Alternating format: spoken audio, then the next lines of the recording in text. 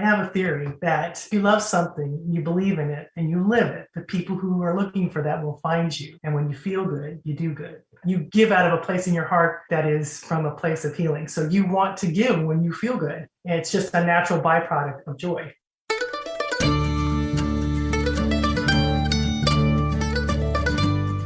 You're listening to the Good Dirt Podcast.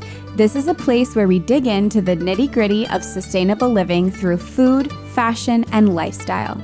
And we're your hosts, Mary and Emma Kingsley, the mother and daughter founder team of Lady Farmer. We're sowing seeds of slow living through our community platform, events, and online marketplace. We started this podcast as a means to share the wealth of information and quality conversations that we're having in our world as we dream up and deliver ways for each of us to live into the new paradigm, one that is regenerative, balanced, and whole. We want to put the microphone in front of the voices that need to be heard the most right now. The farmers, the dreamers, the designers, and the doers. So come cultivate a better world with us. We're so glad you're here. Now, let's dig in.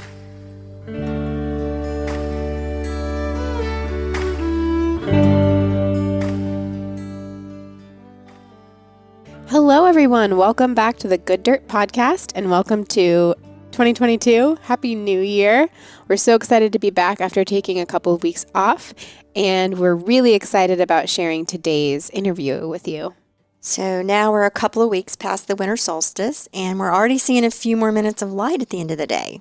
It's really amazing how quickly it happens and how when you're really tuned into it, you can feel it. I think the animal world is especially connected to it. Those of you that have chickens will know that when the days are the shortest, the hens really slow down and the egg supply dwindles, but they'll pick up as the days get longer. I wonder how many humans notice that extra 2 minutes of light or however long it is every day. So on another note, did you see old Befana streaking across the sky on her broom the other night? Well, I wish I had, but I didn't. I can't say that I did. But I do remember you telling her story on the New Year's Day podcast last year. For anyone who missed that awesome episode, we will link it in the show notes, and you should definitely give it a listen. Old Befana's story is so fun, and it's all about Epiphany, and Epiphany just began yesterday. Yes, and Epiphany is the season of the liturgical year, which is the church year, that begins on January 6th, and it lasts until Lent. In some areas of the world, these weeks are celebrated as carnival. For instance, this is the season of Mardi Gras in New Orleans, all the parties and parades and all of that leading up to Fat Tuesday, which is the day before Ash Wednesday, which is the first day of Lent. Anyway, the word Epiphany comes from a Greek word which means appearance or to show forth or manifest. And as the well-known story goes, 3 kings from distant lands followed a bright star to the lowly birthplace of Jesus because these wise men had read the signs that foretold the coming of the Holy Child. So the epiphany in the story is not only that the Magi recognized the humble birth as the coming of the promised Messiah, but also their appearance before the Holy Child. In other words, they showed up. Yeah, and that relates to the story of old Befana, who didn't show up when she did have the chance, and she later regretted it. But if you want to hear the whole story, then definitely go listen to the episode. Yeah, and you can decide whether or not you're old Befana. And that idea of an epiphany, I think, is really fitting to our show today. Yes, that's a great segue. So on this episode, we are talking to Donna Schwenk of Cultured Food Life, which is an information-packed website and resource all about the benefits of fermented foods and how they reconnect us to our bodies and help us understand how they're designed. When we harness the power of those 100 trillion microbes that our bodies call home, they can heal us in mind, body, and spirit. Donna's website is a wealth of information on the overall benefits of cultured food life and how you can feed and nurture your own microbiome. We really love that this episode is coming up as we move into the season of Epiphany because Donna's journey began with her own epiphany, which you'll hear about. Like the wise men, this wise woman showed up to the wisdom that was presented to her, and she made it her life's work to share her discovery with so many others, including me, leading me to my own revelation about the gift of these foods in my life. So thank you, Donna, for joining us on The Good Dirt. And here she is.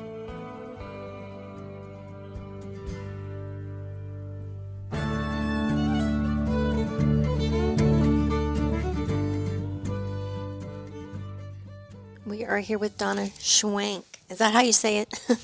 Yeah, that's right. Donna Schwenk. Before we get started with interviewing you, I just want to tell you that I'm starstruck here because Yeah, you're like our celebrity guest.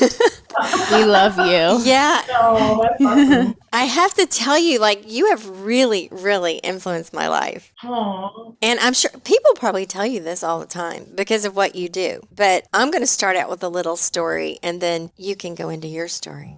okay. So we moved out to this little farm about 10 years ago and we ended up with this calf, sick calf. It had been separated from its mom, and I had no idea what to do with it, being a newbie at all this. So I got on the phone and I was calling all around and got hold of somebody. Said the only way that calf is going to survive is for you to get it raw milk.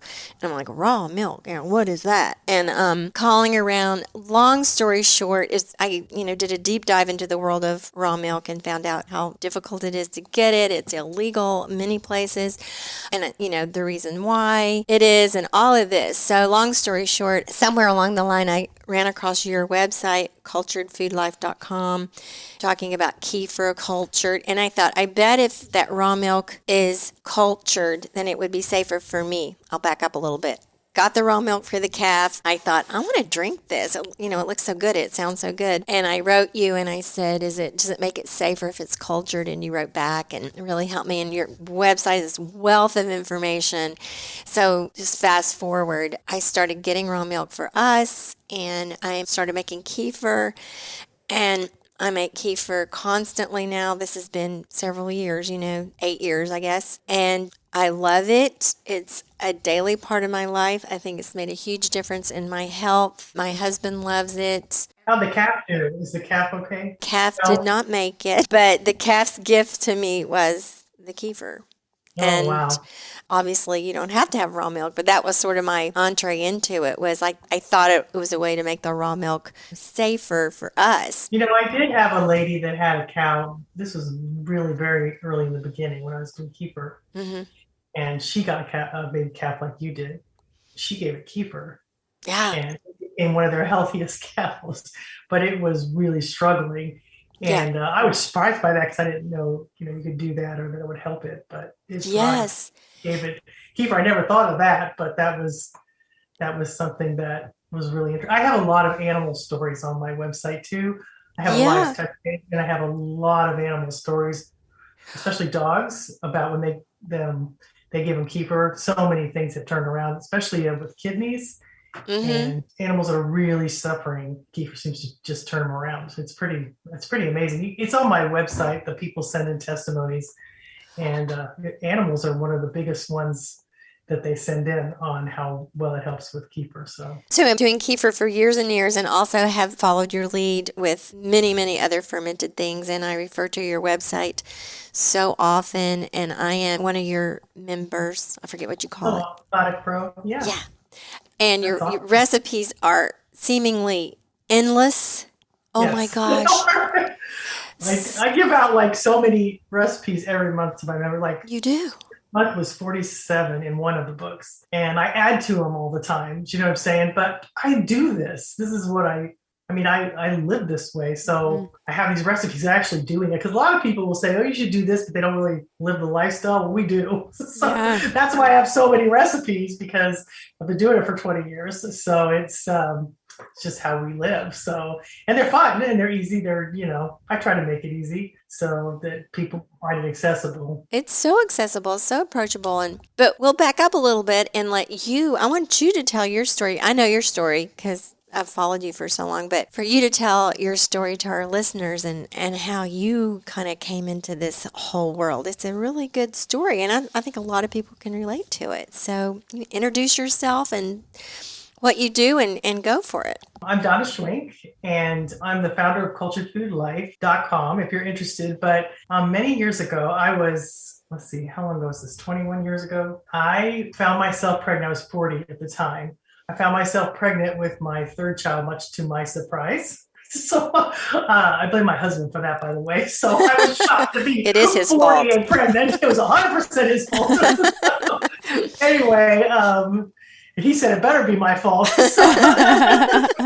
We had our third child, but I got really sick with her. They delivered her like 8 weeks early to save my life because my liver was shutting down. And I had this brand new baby, and I'm like, I am 40 right now. And when she's 18 or 19, I'm going to be almost 60, which I am 61 right now. And I thought, I feel horrible and I want to live and help raise this baby and be healthy. And I had diabetes, I had high blood pressure. They had gone away. I got them when I was pregnant and then it went away, but then it came back after I had her. And I was just miserable laying on the couch. And I can remember feeling really desperate. And I can remember every day I would walk around the house and go, help us on the way. I'm not meant to live this way. Something will change. I just started praying every day, all day long, constantly reaching out. I wasn't meant to live this way. This is not the norm. And about 2 weeks later, I was in a health food store and I grabbed 2 books off a shelf. One was Body Ecology by Donna Gates. The other was Nourishing Traditions by Sally Fallon. And I sat down in a chair to read it.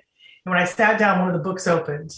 And it opened to this page on kefir, and I had never heard of it. I didn't know what it was. I thought, okay, that's interesting. And then I opened the second book, and it too opened to a page, and at the top of the page it said kefir. And I was kind of startled. Because I'm like, first of all, I've never heard of this. I love this.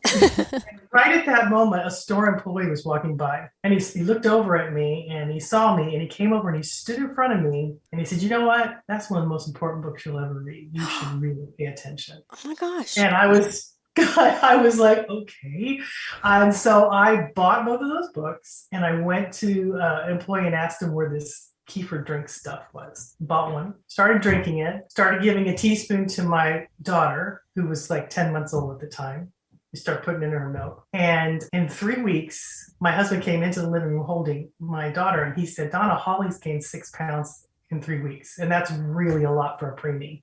A lot. Wow. And there was color in her cheek and she had been sleeping through the night. She wasn't throwing up anymore. She just transformed. And then about a week later, I was in the kitchen and I had been drinking it too. And I was in the kitchen, I was doing dishes. And all of a sudden I looked out the window and I found myself in my front yard filling up all my bird feeders. Now, it may not seem like a big deal to most people, but to me, it was huge. I felt so good. And weeks before, I didn't give a rip about those birds. They could get their own food. You know what I'm saying? I didn't care about them, but I felt so good. I wanted to care for them. Yeah. And I remember that the grass was greener and I heard birds singing and it literally felt like the whole universe had shifted. And I felt like this sense of well-being that I had never known, never. And I didn't know what happened to me. And my blood pressure had normalized. My diabetes went away. And I didn't know what happened, but I knew it was because of this thing I was drinking. There wasn't a lot of research. So I had to feed my daughter a lot because she was a preemie. So I was up in the middle of the night a lot feeding her. And I would feed her with one arm and research with the other because I wanted to know what was in this drink, what had it done to me, and how had this happened to both of us. And it just snowballed from there. And now research has caught up with some of the things that I've learned. There's a lot more research now than there was back in those days. But this drink that has 50 plus probiotics in it, yogurt usually has 3 to 7. Yeah. Kefir has 50 plus, had transformed my entire microbiome in a way that allowed enzymes in my stomach to work to help neutralize my blood sugar, to normalize that. And I see that a lot in my work. A lot of people with type 2 diabetes and things like that, it really helps balance out your blood sugar. My CPA was one of my first example. And she had such a dramatic change in her blood sugar numbers that her doctor said, I don't know what that drink does, but keep drinking it. Because when she would go off of it, it would change. And with the blood pressure, 1 out of 3 people, it works like an ACE inhibitor drug, an enzyme in the stomach to naturally lower blood pressure. It doesn't do it on everybody, but for me, it worked and I didn't understand why. So, 20 years later, I am still learning. I am still loving it. And I live this lifestyle. My family and I just had kefir, like I'm on the West Coast. So I had kefir a couple hours ago for breakfast. I do it every single morning because I really, really do love it. But I also, when something makes you well, you pay attention and you keep doing it. And I've done experiments where I've stopped it. Yeah. And I wound up having problems. Like I got a flu for the first time in a long time and things like that. When I went back on, it all went away. And you know what? It's such an amazing journey because I never expected this to be, for my answer to come in the form of food. Mm-hmm. I just didn't expect it. I had been praying for answers to the problems and the struggles that I was having with my daughter. But it was the perfect thing for me because I'm a foodie. I love it. But it came with billions of probiotics in my jar, fermenting this, whether it's dairy or non-dairy milk, making billions of probiotics in this drink. That is the easiest thing in the world to make. And it's one of those things that you can give these grains to your friends and they'll last your lifetime and they'll go to your children's children if you take care of them. It's sustainable. It's something that has been so life-changing. And I sip from this place because I'm so glad I got sick. So thankful for that. Because what if I hadn't?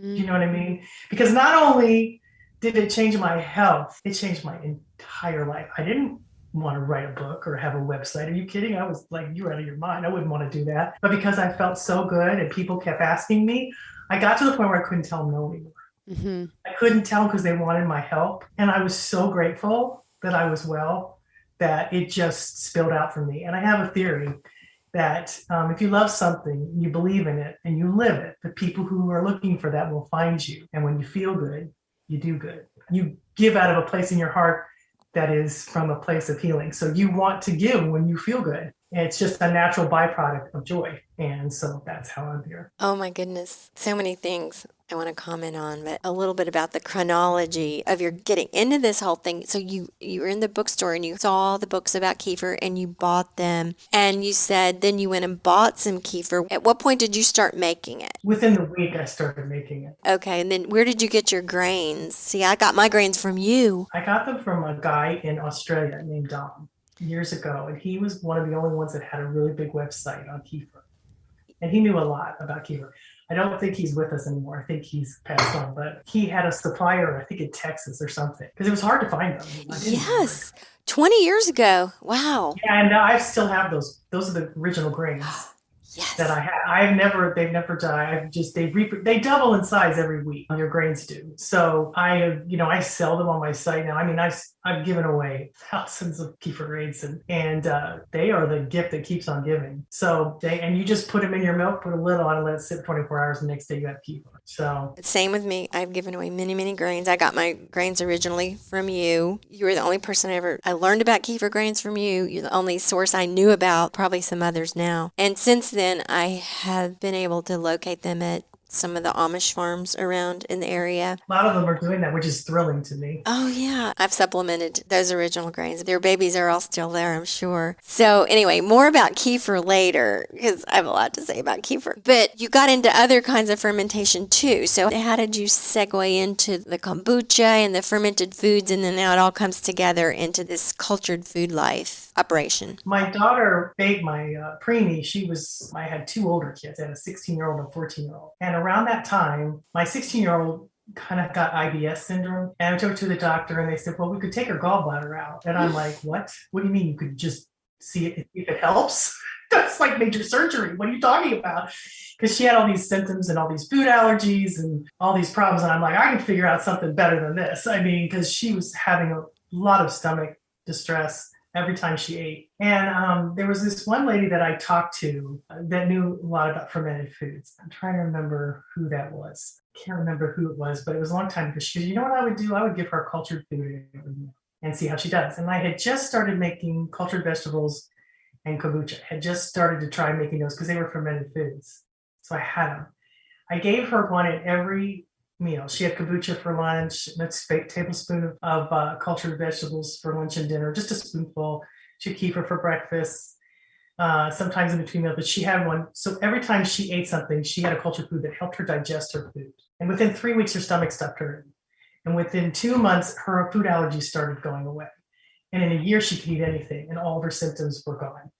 And I didn't know why that happened. I do now. Now I understand what happened. But she had been on a lot of antibiotics for sinus infections and things. And she also had been doing a lot of low-carb foods that basically was stripping her of fiber, which feeds your microbiome. So you've got to eat a lot of vegetables if you're going to do low-carb because your microbes start to starve. And so then the pH in your gut changes, and then they start to eat the lining of your stomach, and it causes leaky gut syndrome and IBS. Long story short, when you have cultured foods, it helps you digest the foods you eat with it, but it also puts that probiotic back in, or those strains of bacteria that you're missing that the antibiotics killed that are causing the food allergies.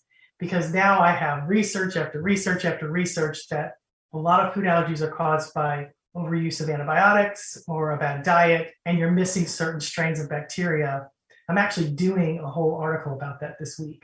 Another one. This is like my fourth one, but this is some new insight into it and new research. But I have helped thousands of people overcome food allergies just by replacing that bacteria that they're missing. So, I mean, we demonize the food and say it's the wheat or the dairy or whatever food it is, but I really think it's the strains of bacteria that we've killed in our guts that are allowing us to develop these food allergies.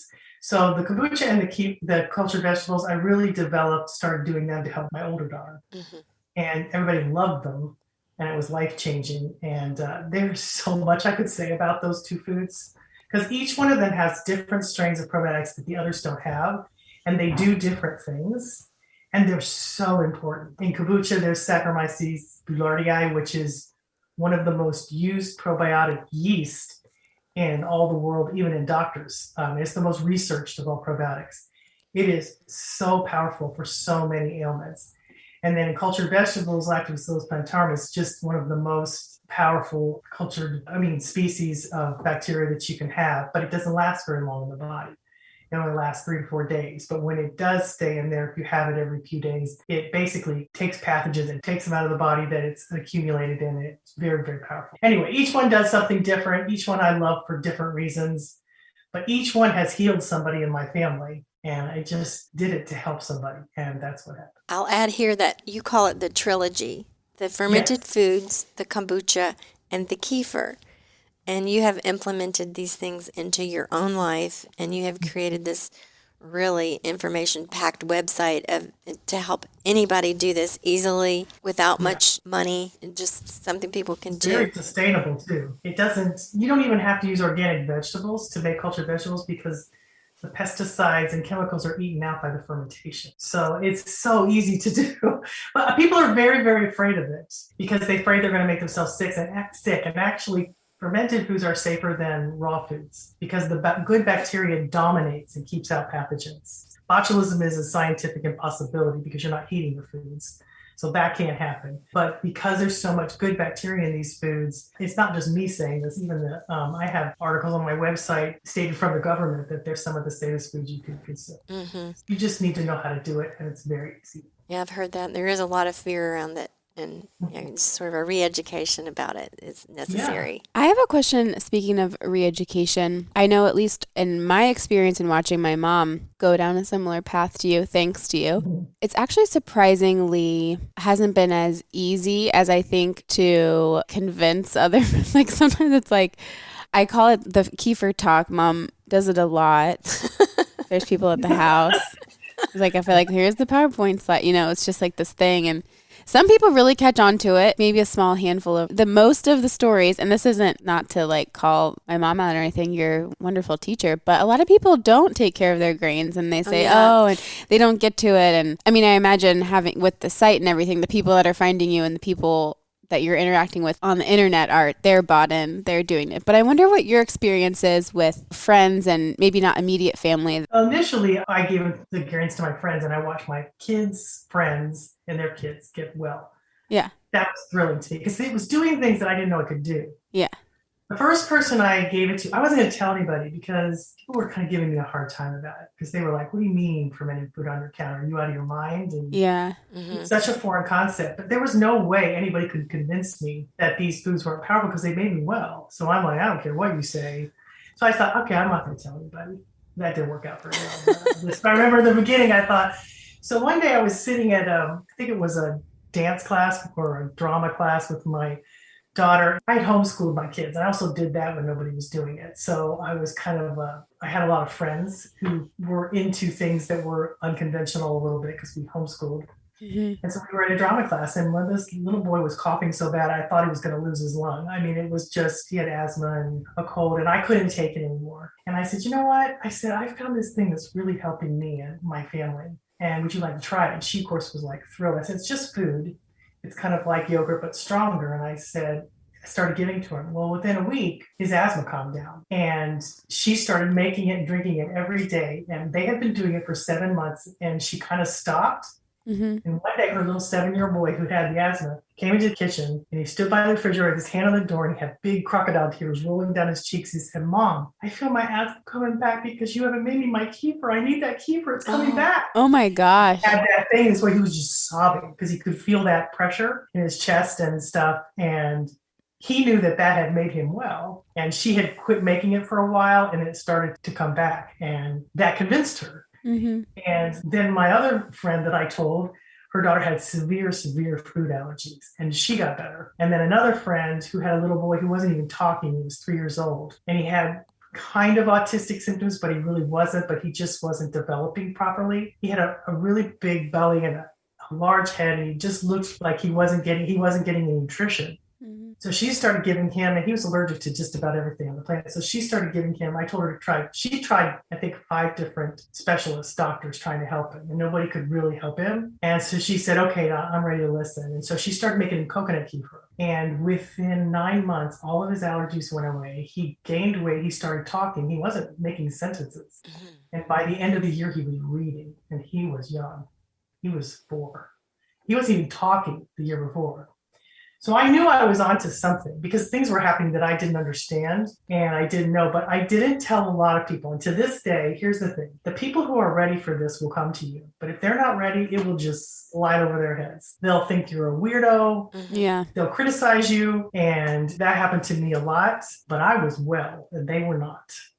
And eventually, all of them caved and came to me. All of them, everyone, especially the ones who were the hardest on me. They all eventually came to me and started doing it. And I didn't have to say a thing. It's kind of like being a lighthouse.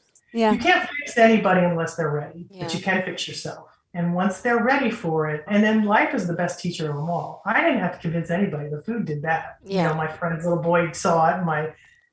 They all saw in different ways in their life, including my husband and my kids. Kefir did things for them that didn't necessarily happen to me because I didn't have those problems. But my husband was like, okay, this gets rid of acid reflux. Mm-hmm. And I go to the I don't ever get constipated if I have this.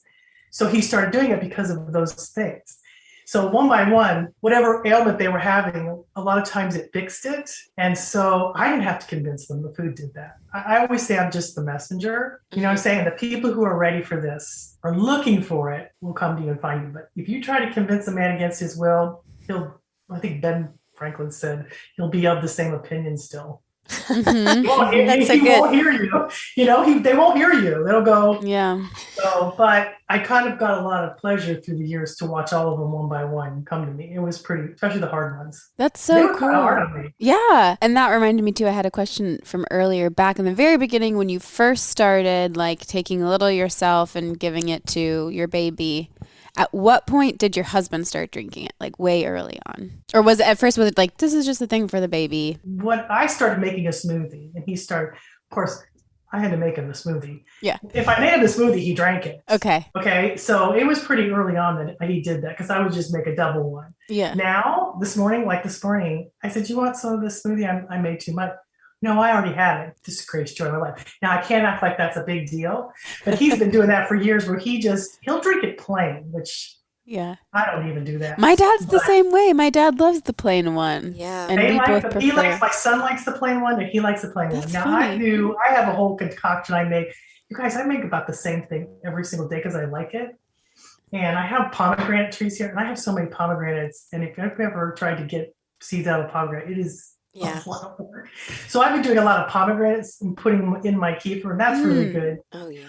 But I have a little ritual. That's why I have so many different types that I do. One of my favorites is frozen cherries. I love that in kefir. So do you blend it? You like immersion blender it all? No, I just put it in a blender, just a high-speed blend, blend tech or whatever. And how do you sweeten it? You want to know what I do?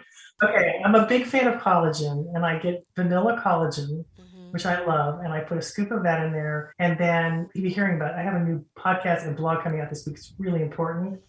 It's how to build up the Phytobacteria, which is very difficult to do. It's your first bacteria you get as a baby, and it's the young bacteria. And it diminishes as you get older, but it's one of the most important ones you'll have because it feeds everything else. Well, kefir feeds it.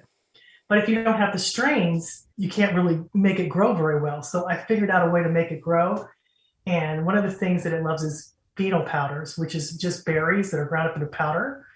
And they're very popular. You can get them everywhere. And I put some of that in my kefir smoothie and with the collagen, and I don't have to sweeten it. Those two things. And I tell you what, you talk about energy. Wow. It's phenomenal. And there's a lot of conversation about those things because it's basically fruits and vegetables just condensed to this little powder. And I put it in there, but it sweetens the kefir in such a powerful way. But it makes me feel so good. And I can tell, you'll have to stay tuned to that podcast and to that article. Yeah. I have had huge traumatic change in my energy level since I started building up that Phytobacteria again. So, What's the Cool. name of that powder you said that you the red phenol powder, you can get it anywhere. You can get it on Amazon, you can get it at your grocery Wow. store, you can get it at there's so many brands because it's really popular. And it's basically just every kind of berry you can imagine and a few vegetables. Some of them put prebiotics in it, but you just need a tiny little scoop, but it sweetens that kefir and makes it taste delicious. So I've been doing that for about 7 months. I'm gonna And get look at some. my hair. I have to go have my daughter cut my hair. My hair's grown 7 inches from the collagen. I know. I was going to say, you're so beautiful. You're just like radiate, like Honestly, I think a radiating. lot of that's the kefir. Oh Yeah. my I gosh. think it keeps me young. I have so much energy. I run circles around my kids who are younger. But I do believe it's because of my gut microbiome. Yeah. Yes. I'm very consistent in what I do because I want to feel good, guys. I can't do what I do if I don't. Do you know what I mean? Everybody my age wants to retire. I'm like, what are you talking about?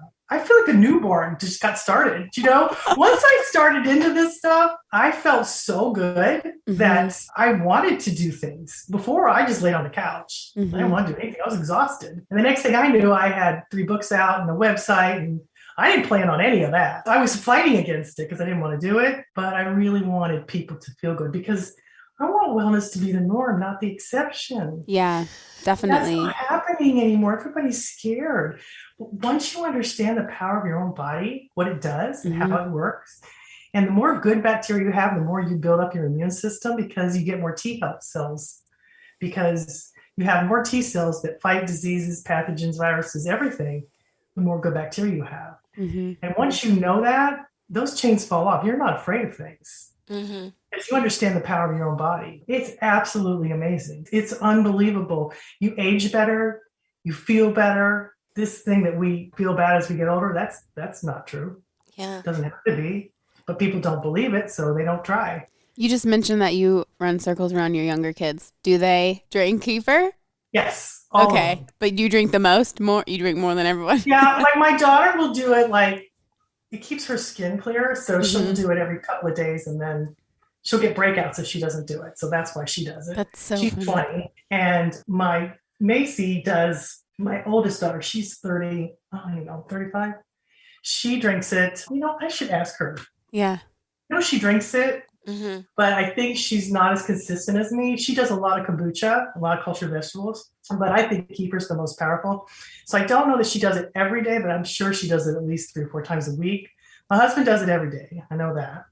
My son does it just about every day. That's kind of like us. I definitely don't drink it as much as my mom because my mom makes it and has it on hand, and I'm at her house quite a bit, so I drink it when I'm there. But she's like, "When are you gonna make kefir?" It's so easy. There's no excuses. Well, here's the thing too. Like I do it as a dessert. Like I'll take frozen, and I just put a little bit of kefir in there just to get it blended, and it turns into like ice cream. Yeah. Because I did mangoes and strawberries last night because I wasn't very hungry. And everybody wanted to make paninis, and I was working, and I said, I've got to get this article done. I got to get it to my editor. So I said, you guys just take care of yourself. So they were in there making paninis, and I just came in and I took strawberries and mangoes I had frozen, and I just stuck a little bit of kefir in there to give it some liquid, and it turns into ice cream. And I think I'm getting a treat. You could do it with chocolate bananas, cocoa powder, but I've got mine tasting so good that it tastes like, and your taste buds change, by the way. Yeah. Did you know that? Oh, they yeah. shift from meal to meal, depending on what you're eating. And so I crave it. It's very filling. And it also helps you sleep, by the way. Kefir is there's a lot of magnesium in it, and it helps you to relax you. So it's a great thing if you're struggling with sleep to have one have a little bit at dinner or something that. I crave it too. I really crave it. And when I drink it, this is sort of hard to explain, but it's more than, oh, this is delicious. It's almost like my whole body kind of responds to it. Like it just feels like It feels buzzy to an me. elixir or something, Yeah, they call kefir the champagne of yogurt because Yeah. it is more bubbly. Here's the thing, it has a lot of good yeast in it too. We don't talk a lot about that. Most people think yeasts are bad, Yeah. but it has a lot of good yeast in it, so it gets more bubbly, but it's really important because with 50 plus probiotics in it, and that includes the good yeast, Yeah. it does so much more than yogurt that it's so much more powerful that you do feel the difference. Now, it can also clean the house in the beginning if you're not used to it, Yeah. because your body's like, oh, bacteria works in numbers. So the more numbers they have, the more they decide who's going to dominate. So when kefir gets inside of you and it gives you all these billions of probiotics, it's like, okay, well, let's get rid of this guy. Let's get rid of this pathogen. And so it cleans house. Do you know what I'm saying? So it will flush out some of those non-essential or the ones that aren't as good for you, that are harmful, and because it wants to dominate. I mean, if we could understand what's going on, I mean, we're 100 trillion bacteria. We're more than cells in our body. We're bacteria. We're just like a sack of bacteria walking around. That's what we are. Mm-hmm. But people think we're a bunch of cells, but we have 10 times the amount of bacteria than we do cells. Well, hopefully, if we're healthy, right? A lot of us are missing a lot of that. Yeah. Well, I mean, 100 trillion. I mean, that's like, if you stack canning jars on top of each other, 100 trillion is to the sun and back, but to get that's 10 trillion. You get 100 trillion, you got to go to Saturn and back 5 my times. So oh my gosh. that's how much bacteria you are. But here's the deal. I mean, they were placed in you and around you for a reason. They keep you well. I mean, you know, it was interesting. They took some homemade probiotic type vinegar dressing and they put salmonella on a salad. And they put this probiotic dressing on. It had, it was a homemade like apple cider vinegar that had probiotic in it, and it killed the salmonella. Wow. On the salad, so the people didn't get it. And that happens to you on a regular basis. There's bacteria all around you, but if you have enough good bacteria, you don't get it. So Yeah. So Donna, you started all this 20 years ago. You're really, really ahead of your time in terms of all this microbiome stuff, because even the microbiome science is really only goes back like 10 or 15 years when they really started making headway on it. You were before all that. And did you even find a lot of stuff written on it then? there was some, but there wasn't very much because most people didn't like talking about bacteria because they thought when they think bacteria, they think bad bacteria. That's what they think. That's instantly where their mind goes. Mm-hmm. But you are more good bacteria. You're 99% more good bacteria than you are bad. And you couldn't breathe without bacteria. Mm-hmm. So there's so much going on with that. They just didn't know, but they were kind of like, well, all you really heard about was antibacteria, antibiotics, killing it all the time because everybody's so worried. Mm-hmm. But if you build up the good bacteria, the bad bacteria can't get a foothold. Do you know what I'm saying? It can't do damage to you because, and that's true of anything, you know. I believe there's more good people in the world than there are people that want to do harm. And I believe in the power of your own bacteria to keep you healthy. But I also know how our bodies are designed, and it's not an accident that we're made this way. And it's everywhere. And only when you lower your resistance to things and you take a lot of antibiotics, and I'm not against antibiotics. I think they've got their purpose, but I do think that you need to always try to rebuild your gut. Mm-hmm. And, you know, there's bacteria in dirt and nature and soil. That's so important to, you know, when our soil is fertile and live, we're alive because our food comes from that. Mm-hmm. And that's one of the most important things that we connect with is that not only are we bacteria, but so is our earth. Yeah, and we said this whole science of the microbiome and the good bacteria and all the proliferation of bacteria and everything in every aspect of life is really, it's really sort of a new thing that's growing more and more all the time.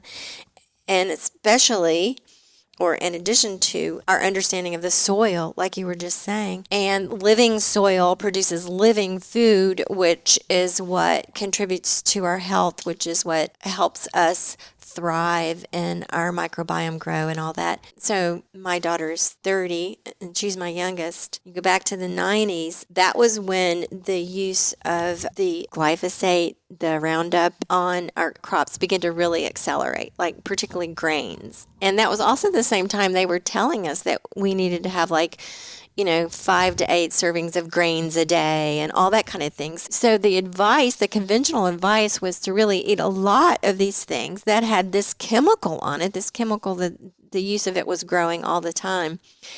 And since that time, I think I'm not sure exactly what year, maybe 2010, 2011, glyphosate was patented as an antibiotic.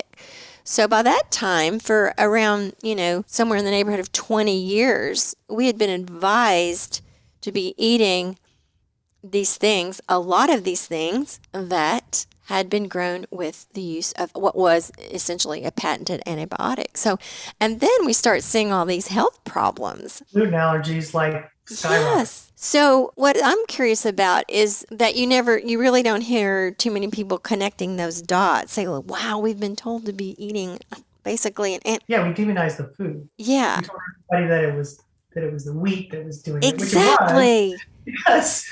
But it was what we'd done to the wheat. Do you know what I'm saying? Exactly. I know this is what people say, that they have, an allergy to gluten or, they can't tolerate this or that. And I'm always telling people, I can't say because I'm not an expert, I'm not a scientist, I'm not a doctor, but I say, think about the fact that it might not be the food, but just what you said, it's but what's been done to the food. And back in the 90s, when my children were little and I saw things happening with their health, I sort of got a glimmer of the idea that, I don't think these grains and wheats and everything that they're telling us to eat so much of it, I don't think it's what it used to be. I just had this little glimmer of an idea.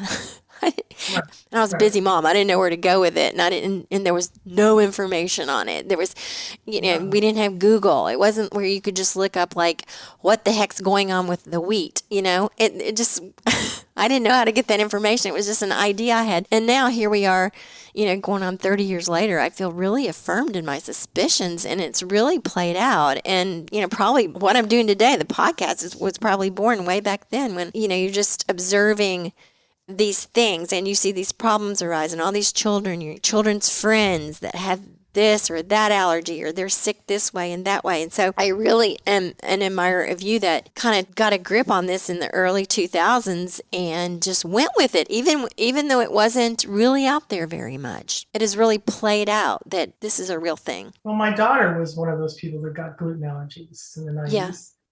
Yeah. And that clued me into the way that we make our bread. Yeah.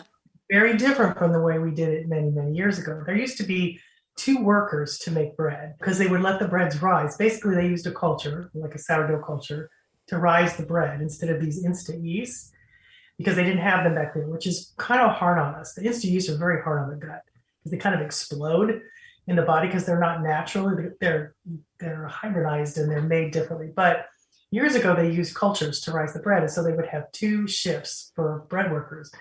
And it would take 7 hours for the bread to rise, at least. Mm-hmm. And so then the next shift would come on the next day, and then they would make the bread. The first shift would rise the bread and, put it together, and the next ones would bake it. Wheat didn't have all the chemicals on it and things like that. But the process of fermentation, takes about, when you have sourdough culture, which is basically flour, water, and salt, and you let it rise, and the magic time is at least 7 hours.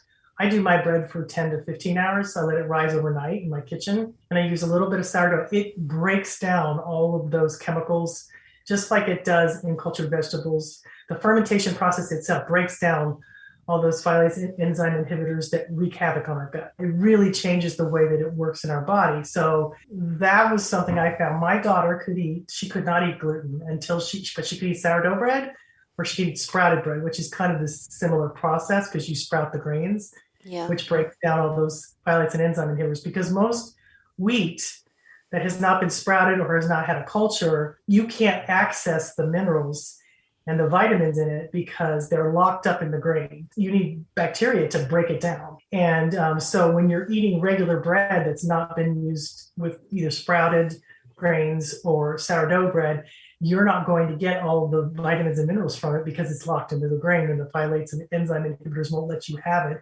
So then that's hard on your gut. Then that makes things go awry. And so the breads that we, in this day and age, are instant yeast breads that haven't been broken down. So you don't get the nutrients from the grains. So what's the purpose of eating them if you don't do that? Well, the secret is to either get sourdough bread that's been aged for at least 7 hours. And a lot of them, I've seen some really good ones in the store now that have been aged for 30 hours. They're delicious. And I've seen them in health food stores too. That's the secret to allow it. And it's so much easier on your gut. Einkorn, which I teach people how to make einkorn sourdough bread, it's fantastic because einkorn is the most ancient grain. It's where all wheat came from, but it doesn't have the allergy problems because it's got different proteins in it. The reason that they changed einkorn, because that was the first original wheat, the reason that they changed it was because they didn't get very big yields or harvest from it. They only got a fifth of the harvest. So they crossed that wheat with goat grasses, and then you started getting food allergies from those because people couldn't handle some of the proteins in it. And it really depends on fixing your gut. Yeah. And I'm finding out what works for you. But I've helped thousands of people and seen such dramatic results with either making sourdough. Sourdough seems to be the best, or using the einkorn flour, but I use both. So yeah, I bake with einkorn. You know, you kind of have to learn. It's a little different. Yeah, it is. But I've experimented with a lot, and there's a really cool bakery here in DC for anyone listening who's local. Say Lou if you haven't tried it, and they source all like local grains from right around this area, and they have einkorn sourdough, and I don't think they make einkorn croissants, but they have whole wheat chocolate croissants. Oh gosh, so seriously? Good. Yeah, it's yes, really you good. have to come next time you're in town. And of course, it's all organic and no Roundup or anything in any of the they're wheats. amazing. And it's just and there's just very few places where you can really purchase bread with confidence that it's not going to be literally destructive to your gut. It's not as hard to make either. It's Right. the most satisfying culture food. Okay. So at night, what I do, the only thing that you've got to really do is make sure your sourdough culture is bubbling. So at night, before I go to bed, it takes me 7 minutes. I take flour, water, salt, and mix it all together, put it in a bowl, cover it, and let it sit overnight. And in the morning, I bake it. That's how long it takes me to make my bread. And I do it once a week, sometimes twice, if everybody in the house eats it. But sometimes I'll have company, and they'll eat the whole loaf like within 5 minutes because it comes fresh out of the oven. They all freak out. And I'm like, okay, I got to make more bread because I ate it all. But it takes 7 minutes at night for me to put it together, stick it in a bowl, and I let it ferment overnight for a long time. Yeah. Make it in the morning. It doesn't take very much time. Yeah. And there is nothing in the whole wide world. I've got a really, really good method on how to make sourdough bread because it rises high. I do it in a Dutch oven. It is just so satisfying to take that oven. You think you're the master baker. It's awesome. You think you're so cool. So I really encourage people to, at least try it, because here's the deal. It isn't just that the bread is good for you and you're going to get all the good benefits from it, but you're putting a piece of you in that bread. Mm-hmm. Yeah. You're putting your heart and your love because you're trying to make something good for yourself and your family or whatever. And that counts. Mm-hmm. There's something about it's nurturing. It's love made visible in your bread. Mm-hmm. Do you know what I'm saying? Because you're doing it because you care about your health or your family's health. And it's just such a satisfying thing. We've gotten away from it. If you could just once in a while make your own love, it just will change your life, because you'll start to see that nothing is more important than really staying healthy, because you can't do anything if you're sick. Yeah. And these little things, you think it's expensive to eat healthy. You should see how expensive doctor bills are. Yeah, you know what I'm saying? That's a good point. And, you know what I mean? You don't understand those little things that you do can be life-changing. And they have been for me. And I've been doing it for 20 years. Mm-hmm. But I found a way to do it that it doesn't keep super time-consuming, because I'm busy. Yeah. Speaking of that, I'm curious what you think about slow living. Yeah, because what you're talking about is slow living, actually. So what does slow living mean to you? Well, honestly, I think that's one of the biggest things that have hurt people's health, because 90% of the time when you're eating unhealthy, it's because you're busy and you're tired. Yeah. You don't have time to go do something, but you don't realize that you're tired because you're eating bad. Yeah. You know what I'm saying? So when you break it down and when you fall in love with taking care of yourself a little bit, and you find simple, easy ways to make it, because you're not going to cook magnificent meals every single day. You're just not going to, because we're all busy. But there's something about nurturing your family. There's something very meditative about making dinner for me. I mean, sometimes I'm tired and I don't want to do it, but when I get into it, it is such a, you've got your hands in the food that came from the dirt that you're making for your family to enjoy, and they may not appreciate it as much as of the work that you went into it because they're not doing it. Honest to goodness, it changes you. Mm-hmm. Connecting with your food, learning to take care of yourself and keeping your promise to yourself is so life-changing. You guys, I wouldn't be here if I hadn't done that. I was so tired. I thought making kefir was a lot of work. And here's what you do to make kefir. You take some milk, whether it's dairy or non-dairy, you put it in a jar, you put kefir grains on it, you put a lid on it, and you let it sit on your counter for 24 hours. That's what you do. Yeah. I thought that was a lot of work, okay? Because it was just one more thing. But that one thing that I did, when I made a smoothie, it was life-changing. It was life-changing. And I just, because I started making smoothies, and smoothies are fast foods. Yeah. You know what I'm saying? I mean, they are. And once you start connecting to, I have some really cool grandparents in my background. They lived in Nova Scotia on an island. I had this great grandma, and she was this great cook, and they did all these things that I used to sit and watch them, be fascinated by their lifestyle. They would go down the street to Bessie the cow and get milk. And I'm like, who does that? You know what I'm saying? I was like, this is so, my grandma would make the best breads.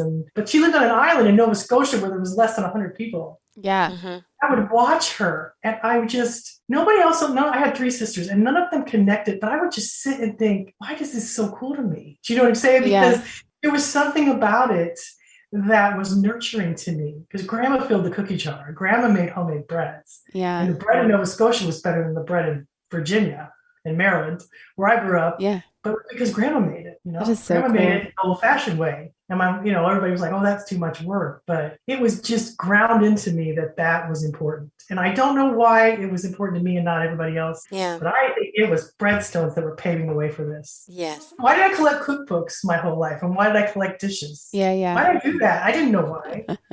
Why did I read cookbooks in the bathtub? You know what I mean? And I loved the ones where the people were like really like grew their own food. I loved that. Like had their own chickens. And I was going to have my own chickens till I found out the coyotes like the chickens too. I was like, but you know what I'm saying? I loved that. And I live in a very rural part. It's called Valley Center, California. It's very, very rural. Everybody has animals. Oh, really? And we have like 10 acres up on a mountain.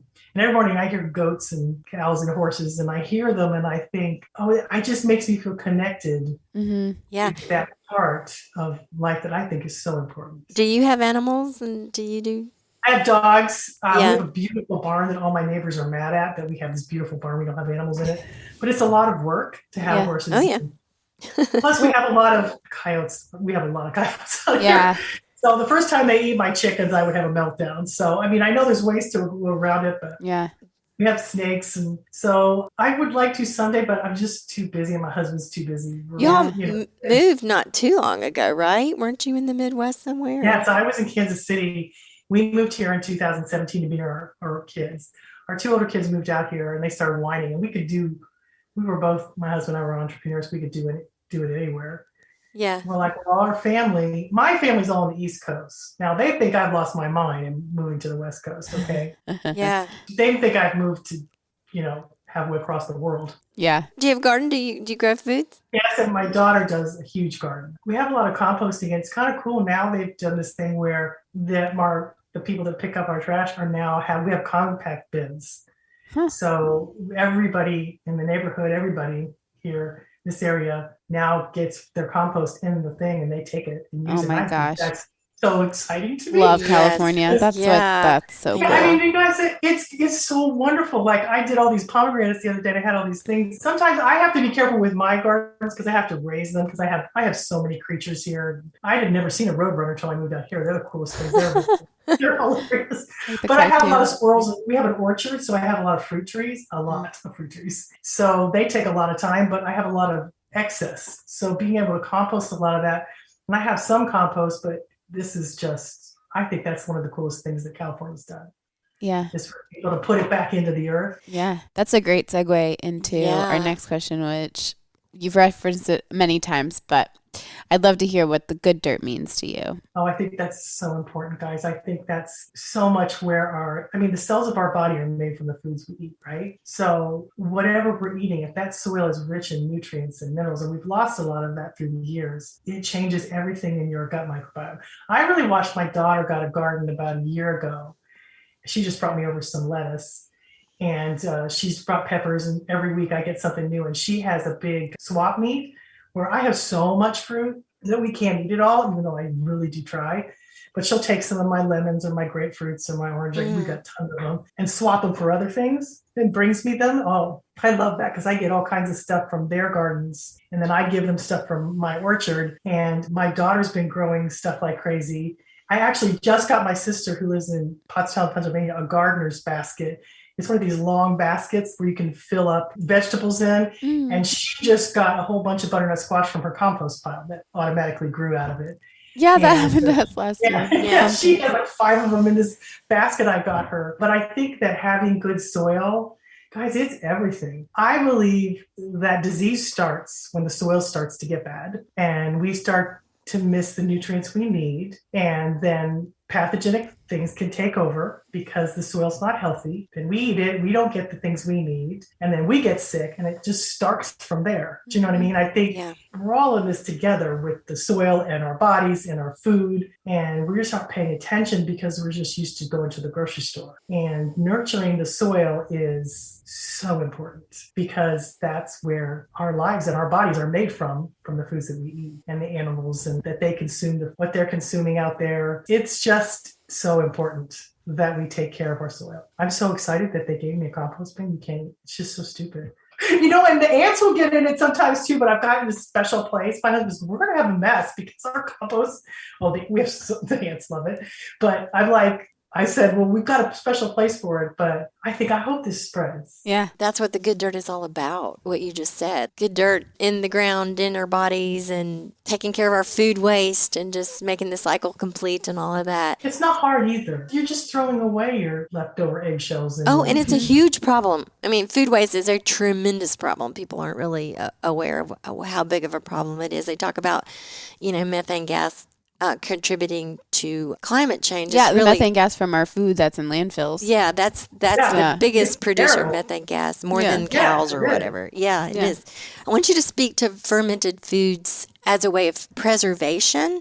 Do you can foods as well? And what do you see are the advantages or disadvantages of fermentation over canning? Because I think most people, when they think of preservation, they think of canning these days, the ball jars and all that. So what would you say about that? Well, I used to can when I was younger, but you lose your enzymes when you can because you're heating it to such a high degree. And fermentation, for instance, so I just made this recipe called Wisdom Crowd. And it's sweet potatoes and zucchini and onions and an apple. And you shred it all up and you put it in a jar and you put a culture in it and salt and you let it sit for a few days to ferment, and then you stick it in your fridge. And guys, it lasts 9 months in your fridge. Yeah. Perfectly preserved because there's so many probiotics. And that's the case with most cultured vegetables. They're 9 months in your fridge. Now, if you have a cold cellar, that's great. The only problem with fermentation is that you need room in your fridge or a cold cellar someplace. But the other thing is that I think that fermentation is safer than canning because you can't get botulism from it because you never heat them, but you get those valuable enzymes that we all need to help us digest our foods. And I used to can with my mom, but I couldn't stand doing it in the summer. It's too hot, especially here. Yeah. So I haven't done it in years just because I just ferment everything. But I have like 5 refrigerators. Okay. Yeah. Big little ones. And I do a lot of, we eat them pretty fast. So, but I do think that the living probiotics and enzymes that you get in them is so important. And I love the fact that it doesn't just preserve the food, it preserves you. Yeah. Yes. Eat it puts that in you. So that's such a good way to put it. And I just think it's just, spread the word that fermentation is perfectly safe. You're not going to poison your family. I can give you a link to that too, to give you all the for sure.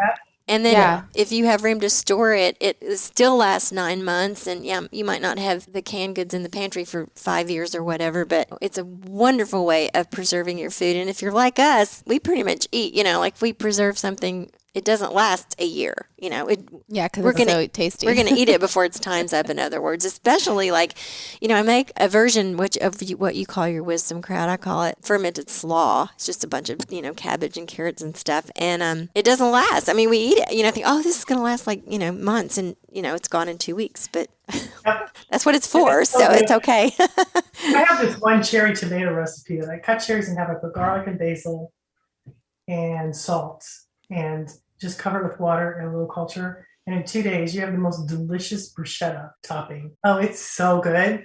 And it literally takes, my husband makes it, which is like a miracle of God, because he won't even use a blender.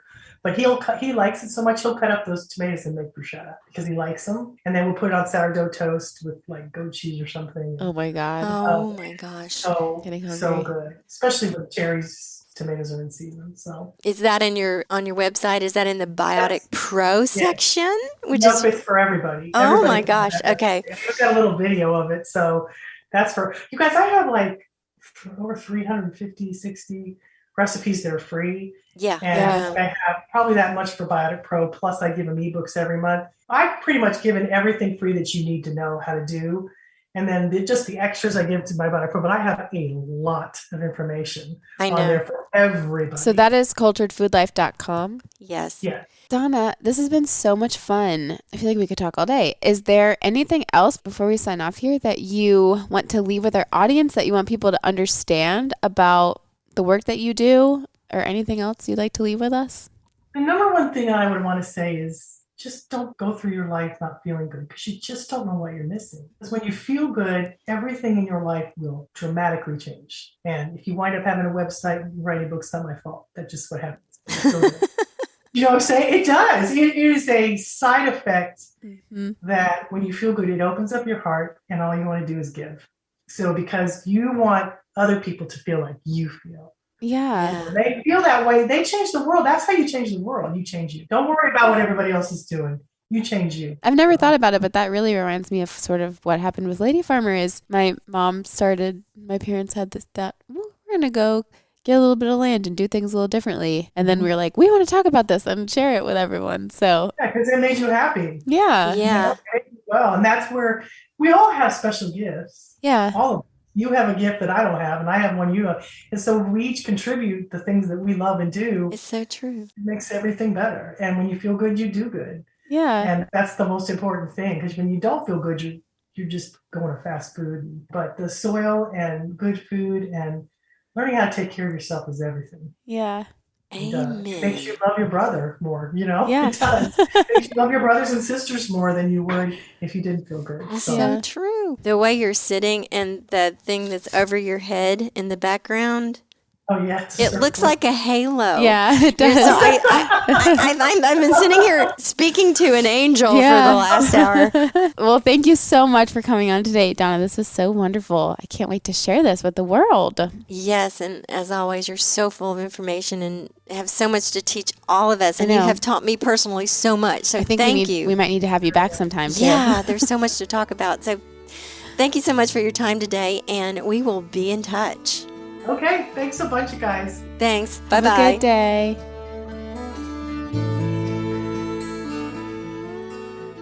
Thank you so much for joining us today on The Good Dirt. We hope that you enjoyed this episode and that you learned something from it.